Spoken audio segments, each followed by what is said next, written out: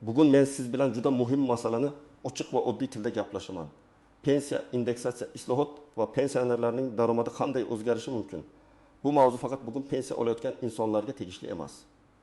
Bu masala ishlayotgan farzandlarga ham, ota-onasiga yordam berayotgan oilalarga ham, yaqin yillarda pensiyaga chiqishni kutayotgan fuqarolarga ham bevosita taalluqli.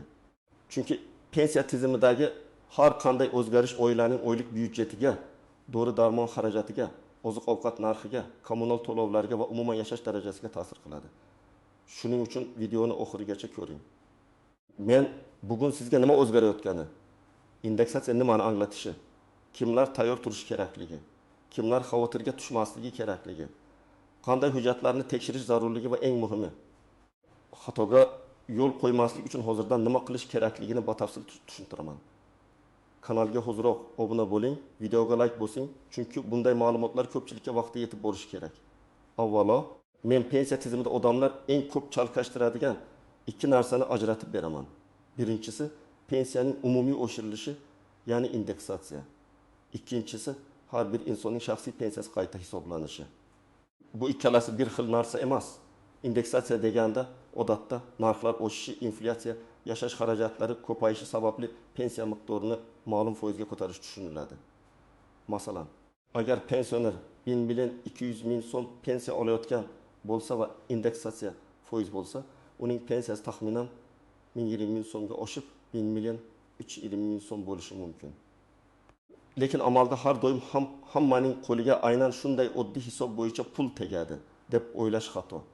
Chunki pensiya turi, qo'shimcha to'lovlar, ustamalar, minimal miqdor ishlagan yillar ish haqi bazasi, imtiyozlar va boshqa holatlar ta'sir qiladi. Oldin ko'pchilik pensionerlar bir narsaga o'rganib qolgan edi. Davlat pensiyani oshiradi. Keyingi oyda karta yoki naqd to'lovga ko'proq pul tushadi. Tamom. Lekin hozir tizim ancha tartibli va raqamli nazoratga o'tmoqda. Hujjatlar, ish staji, ish haqi to'g'risidagi ma'lumotlar, arxivdan olingan tasdiqlar, elektron bazadagi yozuvlar tobora muhim bo'lib bormoqda. Demak, endi faqat kutib o'tirish yetarli emas. Har bir pensioner yoki pensiyaga chiqishga yaqin odam o'z ma'lumotlari to'g'ri kiritilganini tekshirishi kerak. Men bu yerda odamlarni qo'rqitmoqchi emasman. Aksincha, oldindan tayyor bo'lgan odam yutadi. Hujjatlar joyida bo'lgan, ish staji to'g'ri tasdiqlangan, pensiya hisobida xatolik yo'qligini tekshirgan inson keyinchalik idora yugurib yurmaydi. Eng katta muammo shundaki, ko'pchilik xatoni juda kech biladi. Masalan, odam pensiyaga chiqadi. Unga kutilgandan kamroq pensiya tayinlanadi. Shunda u 20-30 yil oldingi ish joyidan ma'lumot qidirishga majbur bo'ladi. Korxona yopilgan, arxiv boshqa joyga topshirilgan, hujjatning bir qismi yo'qolgan bo'lishi mumkin. Natijada odam o'z haqqini olish uchun oylar davomida harakat qiladi. Endi men sizga kimlar bu o'zgarishlarga alohida e'tibor berishi kerakligini tushuntiraman. Birinchi navbatda hozir pensiya olayotgan fuqarolar o'z pensiya miqdoridagi o'zgarishni kuzatish kerak. Agar indeksatsiya e'lon qilinsa, siz avvalgi oyda qancha olganingizni va yangi oyda qancha tushganini solishtiring. Masalan, siz iyun oyida 1.500 ming so'm olgan bo'lsangiz, iyul oyida 1.600 ming so'm tushgan bo'lsa, bu 20 ming so'm farq degani. Lekin agar siz kutganingizdan kam oshgan bo'lsa, darhol vahimaga tushmang. Avval pensiya turi va qo'shimcha to'lovlar alohida hisoblanganmi? Minimal pensiya bo'yicha oshirish qo'llanganmi? Qarzdorlik yoki ushlab qolish bormi? Shularni aniqlash kerak. Ikkinchi guruh yaqinda pensiyaga chiqadiganlar. Ayollar, erkaklar, imtiyozli toifadagi ishchilar, zararli mehnat sharoitida ishlaganlar, ko'p yillik stajga ega bo'lganlar, byudjet, xususiy sektorda rasmiy ishlaganlar, barchasi o'z stajini oldindan tekshirish kerak. Men amaliyotda eng ko'p uchraydigan holatni aytaman. Odam 35 yil ishladim deb o'ylaydi, lekin ba'zida 20 yaqin yil ko'rinadi. Nega? Chunki bir necha yil norasmiy ishlagan, bir korxona badallarni to'liq o'tkazmagan, eski mehnat daftarchasida muhr noaniq, arxiv ma'lumoti kiritilma yoki ism familiyada bitta harf farqi bor. Masalan, bir ayol 1908 yildan 2005 yilgacha tikuv fabrikasida ishlagan, keyin fabrika yopilgan. Mehnat daftarchasida yozuv bor, lekin muhr yomon ko'rinadi. Agar bu davr stajiga kirmasa, uning pensiyasi sezilarli kamayishi mumkin. Agar u pensiyaga chiqishdan oldin arxivga murojaat qilib, ish haqi va ishlagan davri bo'yicha ma'lumotnoma olsa, masala ancha oson hal bo'ladi. Mana shuning uchun men doim aytaman. pensiya yosh kelishini kutmang. Hujjatni oldindan tekshiring. 3-guruh ishlayotgan pensionerlar. Bu toifa ham o'ziga xos. Ba'zi odamlar pensiyaga chiqqandan keyin ham ishlashda davom etadi. Ular uchun qayta hisoblash, ish haqi, ijtimoiy soliq, rasmiy mehnat shartnomasi kabi masalalar muhim bo'lishi mumkin. Agar pensioner rasmiy ishlayotgan bo'lsa, uning daromadi tizimda ko'rinadi. Kelajakdagi ayrim qayta hisoblashlarda bu ma'lumotlar ahamiyatga ega bo'lishi mumkin. Lekin norasmiy ishlash odatda insonning huquqiy himoyasini kamaytiradi. Ish haqi bor, lekin hujjatda yo'q. Ertaga nizoli holat bo'lsa, isbotlash qiyin bo'ladi. 4-guruh boquvchisini yo'qotganlik pensiyasi. Nogironlik pensiyasi yoki ijtimoiy nafaqa olayotganlar. Bu insonlar ham indeksatsiya va islohotlardan chetda qolmaydi. Lekin ularning to'lovlari oddiy yoshga doir pensiyadan farq qilishi mumkin. Masalan, nogironligi bo'lgan shaxsga beriladigan to'lovda nogironlik guruhi, tibbiy xulosa qayta ko'rik muddati, qo'shimcha yordam pullari ta'sir qiladi. Boquvchisini yo'qotgan oilada esa farzandning yoshi, o'qishi, oiladagi oluvchilar soni kabi omillar muhim bo'ladi. Shu sababli hammaniki falon foiz oshadi degan gapni eshitganda uni o'zingizning holatingizga to'g'ridan to'g'ri ko'chirmang. Endi aniq raqamli misollar bilan tushuntiraman. Birinchi misol, pensioner 21 ming so'm oladi. Indeksatsiya shartli ravishda 2% bo'ldi deylik. Oddiy hisobda 132 ming so'm qo'shilishi kerak. Yangi miqdor 22-32 ming so'm atrofida bo'ladi.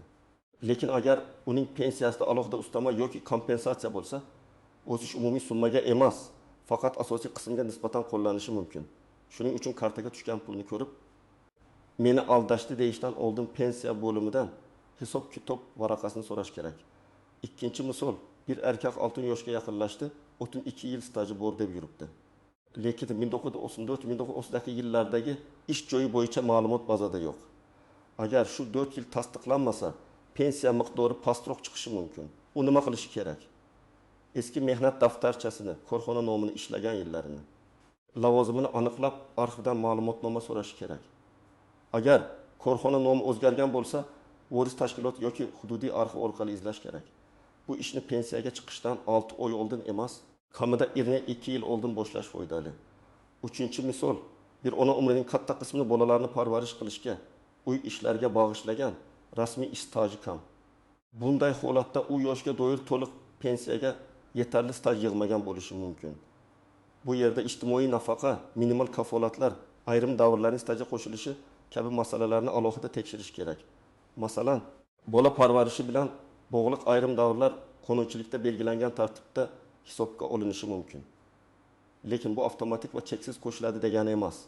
Har bir davr hujjat bilan tasdiqlanishi kerak. 4-misol. Odamning familiyasi nikohdan keyin o'zgargan. Mehnat daftarchasida eski familiya, pasportda yangi familiya. Bunday holatda nikoh guvohnomasi yoki familiya o'zgarganini tasdiqlovchi hujjat juda muhim. Aks holda tizimdagi ma'lumotlar bir odamga tegishli ekanini isbotlashga vaqt ketadi. Ko'pchilik buni mayda narsa deb o'ylaydi. Lekin pensiya hisobida bitta harf, bitta sana, bitta noto'g'ri raqam ham muammo tug'dirishi mumkin. Endi istisnolar, yashirin xavflar va ko'pchilik e'tibor bermaydigan nozik jihatlarga o'tamiz. Birinchi nozik jihat, indeksatsiya har doim ham kundalik narx o'sishini to'liq qoplab bermasligi mumkin. Masalan, pensiya 10% ga oshdi. Lekin dori narxi 20% ga, oziq-ovqat 15% ga oshgan bo'lsa, pensioner baribir bosimni his qiladi. Shu sababli pensiya o'sishini faqat qancha qo'shildi deb emas, bu qo'shimcha real xarajatni qanchalik ko'padi deb baholash kerak. Ikkinchi nozik jihat, eng kam pensiya va yuqoriroq pensiya olayotganlar o'rtasida farq bo'lishi mumkin. Ba'zan davlat minimal daromadni himoya qilish uchun eng past pensiyalarni ko'proq qo'llab-quvvatlaydi. Bu ijtimoiy nuqtai nazardan tushunarli, eng kam oladigan odamning har bir so'mi muhim. Lekin o'rtacha yoki yuqori pensiya olayotgan inson nega meniki kamroq oshdi deb savol berishi mumkin. Javob shundaki, pensiya siyosatida ba'zan teng foiz, ba'zan minimal kafolat, ba'zan qat'iy qo'shimcha summa ishlatiladi. Har bir qarorda mexanizm boshqacha bo'lishi mumkin. 3-nozik jihat, pensiya qayta hisoblanganda eski xatolar ham ko'rinib qolishi mumkin. Masalan, oldin noto'g'ri kiritilgan ma'lumot yillar davomida sezilmagan bo'ladi. Tizim elektronlashganda yoki qayta tekshiruv bo'lganda farq chiqadi. Bu har doim ham pensioner aybdor degani emas. Ko'pincha eski hujjat arxiv kadrlar bo'limi yoki texnik xato sabab bo'ladi. Lekin masalani hal qilish uchun baribir hujjat kerak bo'ladi. 4-chi nozik jihat. Telefon orqali yoki ijtimoiy tarmoqlarda tarqalayotgan mish-mishlarga ishonmaslik kerak. Hamma pensiyasi 2 barobar bo'ladi. Faslon sanadan keyin eski pensionerlar qayta ariza topshiradi. Hujjat topshirmaganlarning pensiyasi to'xtaydi degan gaplar odamlarni chalg'itadi. Men har doim rasmiy manbani tekshirishni maslahat beraman. Pensiya jamg'armasi, mahalla, tuman pensiya bo'limi, Maybochi-Gubuz, tegishli vazirlik yoki davlat organining rasmiy e'lonlari. Agar ma'lumot rasmiy hujjat bilan tasdiqlanmagan bo'lsa, uni qaror sifatida qabul qilmang. 5-chi nozik jihat. Bank kartasi va to'lov usuli. Ba'zi pensionerlar pul tushmagani pensiya oshmadi deb o'ylaydi. Aslida karta muddati tugagan, bankda texnik kechikish bo'lgan, hisob raqam o'zgargan yoki to'lov sanasi surilgan bo'lishi mumkin. Shuning uchun avval bankdagi holatni tekshiring, keyin pensiya bo'limiga murojaat qiling. Ayniqsa yoshi katta odamlar kartaning amal qilish muddatini, SMS xabarlarini bank ilovasidagi kirimlarni farzandlari yordamida tekshirib tursa yaxshi bo'ladi. 6-chi nozik jihat. Qarzdorlik va ushlab qolishlar. Aliment, sud qarori, kredit bo'yicha majburiyat, ortiqcha to'langan summani qaytarish kabi holatlar bo'lsa, pensiyadan ma'lum miqdor ushlab qolinishi mumkin. Shunda indeksatsiya bo'lgan bo'lsa ham qo'lga tekkan pul ko'p oshmagandek ko'rinadi. Bunday vaziyatda mening pensiyam oshmadi deyishdan oldin ushlab qolish bor yo'qligini aniqlash kerak. 7-chi nozik jihat. Imtiyozli pensiyalar. Ba'zi kasblar, zararli yoki og'ir sharoitda ishlaganlar, harbiy xizmat, huquqni muhofaza qilish tizimi, tibbiyot, ta'lim yoki boshqa sohalardagi ayrim toifalarda hisoblash tartibi boshqacha bo'lishi mumkin. Men bu yerda bitta umumiy qoida bilan hammani qamrab bo'lmasligini aytmoqchiman. Har bir imtiyoz o'z hujjati, o'z ro'yxati, o'z tartibiga ega. Agar siz men imtiyozli pensiyaga haqliman deb hisoblasangiz, faqat og'zaki gap bilan cheklanmay, lavozim nomi, ish sharoiti, buyruqlar, mehnat daftarchasi, ish joyidan ma'lumotnoma va arxiv tasdiqlarini tayyorlang. Endi eng muhim qismga o'tamiz. Siz bugundan boshlab nima qilishingiz kerak? Men buni oddiy, amaliy va hayotda bajariladigan tartibda tushuntiraman. 1-qadam. Hozir olayotgan pensiyangiz miqdorini yozib qo'ying. Qaysi oyda qancha tushdi?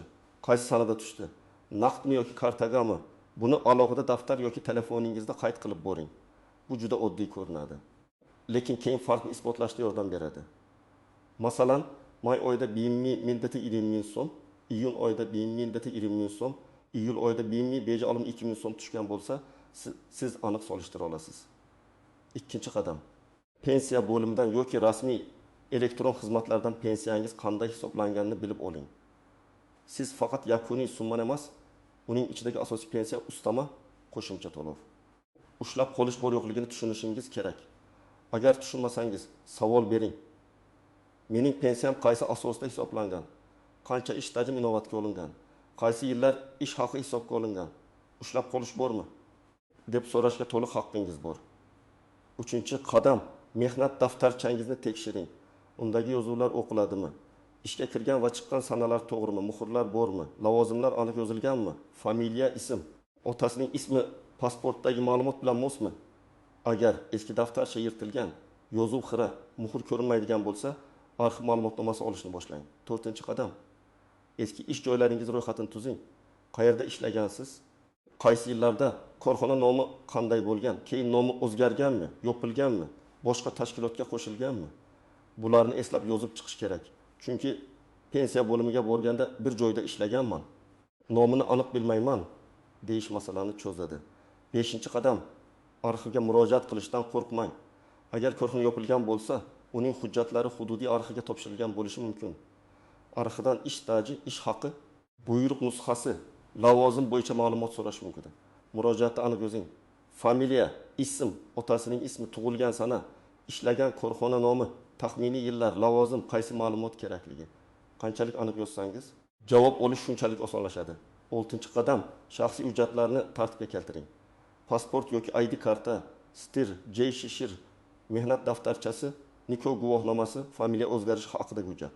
Bolalar tug'ilganlik guvohnomasi, harbiy xizmat hujjati, nogironlik bo'yicha tibbiy xulosa, bank rekvizitlari, bularning har biri kerak bo'lishi mumkin. Hujjatlarning nusxasini alohida papkaga solib qo'ying. Farzandlaringizga ham qayerda turganini ayting. 7-qadam. Agar pensiya miqdorida xatolik ko'rsangiz, og'zaki shikoyat bilan cheklanib qolmang. Yozma ariza bering. Arizada pensiya miqdorini qayta tekshirib berishingizni so'rayman. Ish stajim to'liq hisobga olinmaganini aniqlab berishingizni so'rayman. Hisob kitob bo'yicha yozma tushuntirish berishingizni so'rayman deb aniq yozing. Yozma murojaatga yozma javob bo'ladi. Bu keyingi bosqichda sizga dalil bo'lib xizmat qiladi.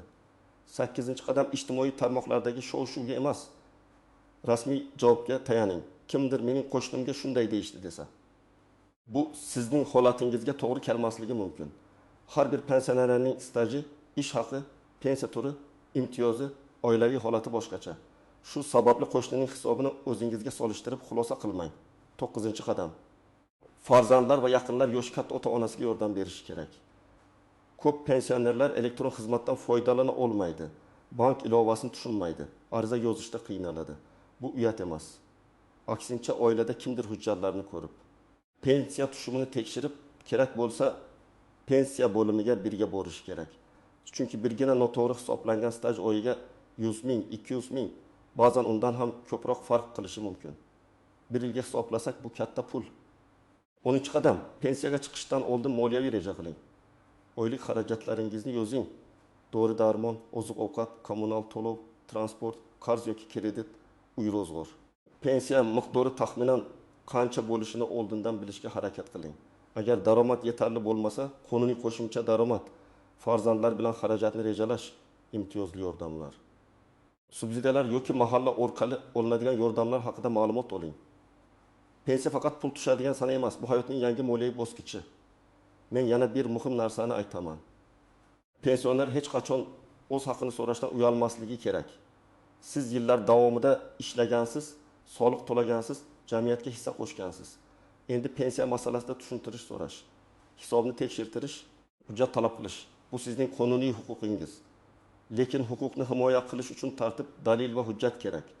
Bugungi mavzuning asosiy mazmuni shuki, pensiya tizimidagi o'zgarishlar, indeksatsiya va islohotlar hammaga ta'sir qiladi. Lekin har bir odamga ta'siri bir xil bo'lmasligi mumkin. Kimdir pensiyasida aniq o'sishni ko'radi, kimdir qayta hisob kitobni tekshirtirish kerak bo'ladi. Kimdir eski ish stajini tasdiqlashi zarur bo'ladi. Kimdir esa hujjatlaridagi kichik xatoni hozirdan tuzatib qo'ysa, kelajakdagi katta muammoning oldini oladi. Men sizga tavsiya qiladigan eng to'g'ri yo'l, kutib o'tirmang. Hujjatlaringizni tekshiring, pensiya hisobingizni aniqlashtiring, rasmiy manbalardan ma'lumot oling, kerak bo'lsa yozma ariza bering. Ayniqsa pensiyaga yaqinlashayotganlar, ishlayotgan pensionerlar, eski korxonalarda ishlaganlar, familiyasi o'zgarganlar, imtiyozli pensiyaga da'vo qilayotganlar va nogironlik yoki boquvchisini yo'qotganlik bo'yicha to'lov olayotganlar alohida e'tiborli bo'lishi kerak. Sizningcha pensiya indeksatsiyasi odamlarning real xarajatlarini qoplashga yetyaptimi? Pensiya hisobida xatolik yoki staj bo'yicha muammoga duch kelganmisiz? Fikringizni izohlarda yozib qoldiring. Videoga like bosing, kanalga obuna bo'ling va yaqinlaringizga ham ulashing. Chunki bu ma'lumot har bir oilaga kerak bo'lishi mumkin.